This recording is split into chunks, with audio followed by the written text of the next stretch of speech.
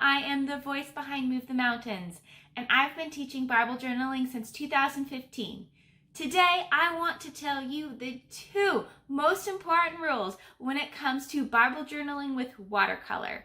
So if you're one of those Bible journaling beauties who really wants to try watercolors in their journaling Bibles, but they're afraid of it or afraid to ruin their journaling Bible, this video is for you. Now, this video is just one of many in the Bible Journal with Me video series. It's a free series. If you want to learn more, check out the description below. And if you like Bible journaling and you like encouragement for your faith, go ahead and subscribe. I am all about encouraging you in your faith and getting into your Bible creatively.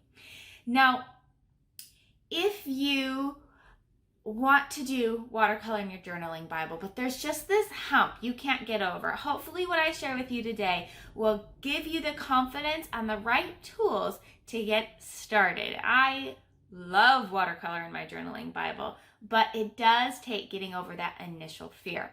Now, I'm going to share with you the 2 most important rules when it comes to using watercolor in your journaling Bible. But first, I'm going to share what I use and why I use it. Here is the watercolor palette that I am currently using. A couple reasons why I like to use it is that it's small and easy to store and to take with me. I have places to mix my color here and even here and even here if I run out of space. It comes with a watercolor brush that I actually use to wet my paints on the go. I don't actually use it to paint with because, as you'll discover with rule number 2, you need to control the amount of water you have on the page, and this does not help you do that. But I use it to wet my paints on the go. Now, the 2 biggest things I love about this watercolor palette is the vibrancy of color that I have here. These are heavily pigmented paints, and it makes it so that I can create beautiful art that pops off my Bible journaling page. And that's really important to me. I don't like soft colors. I like popping colors without them being like, neon. The second thing I love about this watercolor palette is this brush, this sponge, okay? This sponge, you're like, oh, sponge, what? Like when I got this palette, I was like, what am I gonna do with this? But as you can see from my watercolor art here, this sponge helps me create dimension. I used it in the sand to help the sand look like it's coming forward and coming towards you. And I use it to create the clouds. And so it really helps create texture and dimension, which is hard to do when it comes to Bible journaling with watercolor. You can do this easier with watercolor paper, but not Bible journaling paper.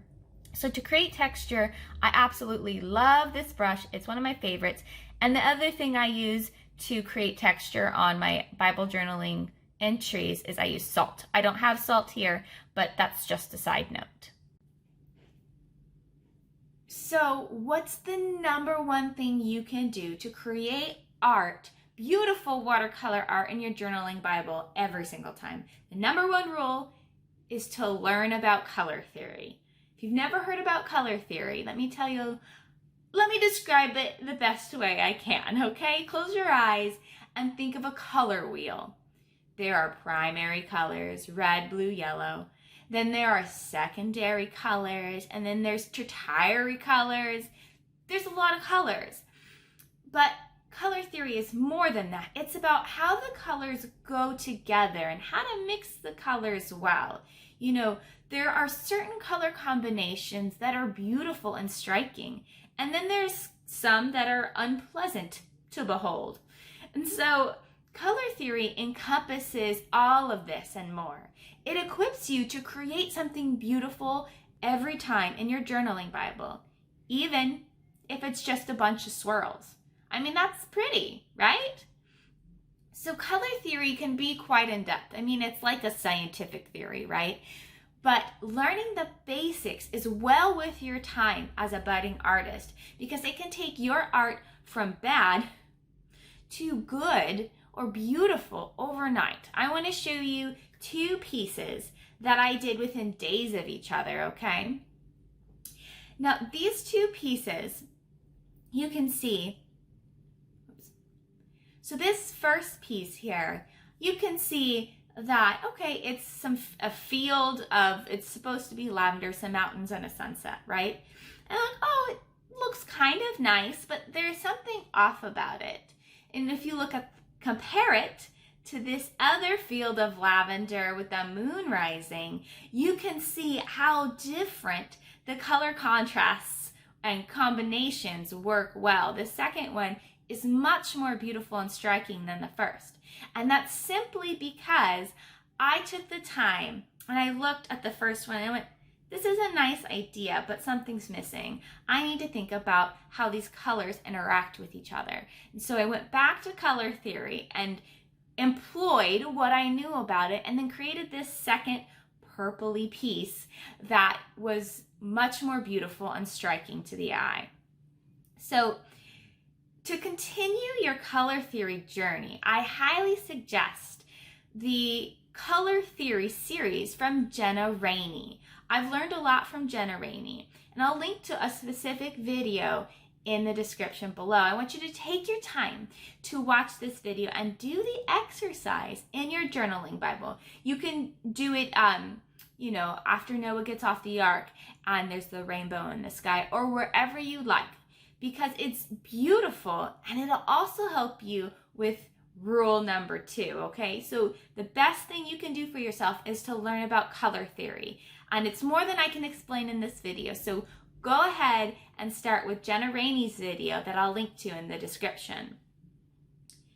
Now the number 2 rule, the number 2 best thing you can do to create beautiful art with watercolor in your journaling Bible is to learn how to control the amount of water you use every time, okay? To get the hang of this, you should create that value chart from Jenna Rainey's video that I am linking to below, because it will help you begin to learn how much water you need to use in your journaling Bible. It's such a fine amount. So everybody's brushes are a little bit different. So you'll have to learn how to scrape off the right amount of water. And it's just gonna take some practice, okay? If you're experienced with watercolors, you're gonna notice how watercolors don't feather the same on a journaling Bible page. How wet on wet looks different, how wet on dry looks different. Consider a journaling Bible a brand new canvas, okay? If you're brand new to watercolor, you're gonna notice that your paints don't react the same way as Jenna Rainey's paints do on her paper. Now this is because of 2 main reasons. Number 1, she uses high-end, expensive watercolors that are a higher quality than beginner and intermediate watercolors used by the general public. And 2, she is using watercolor paper, which is extremely different from Bible journaling paper in both texture and absorbency, okay? So give yourself space to play and to explore how the watercolors interact on the page as you do the value chart. If you take the time to practice and explore with the purpose of learning how your tools and your canvas interact, your watercolor art will improve rapidly. You can see how mine just did over 1 piece of art when I actually applied what I knew about watercolor. So the 2 most important rules when it comes to Bible journaling with watercolor is to learn color theory, because that's going to help you exponentially to always create something beautiful. And then to learn how to control the amount of water you use in your brush on the Bible journaling page.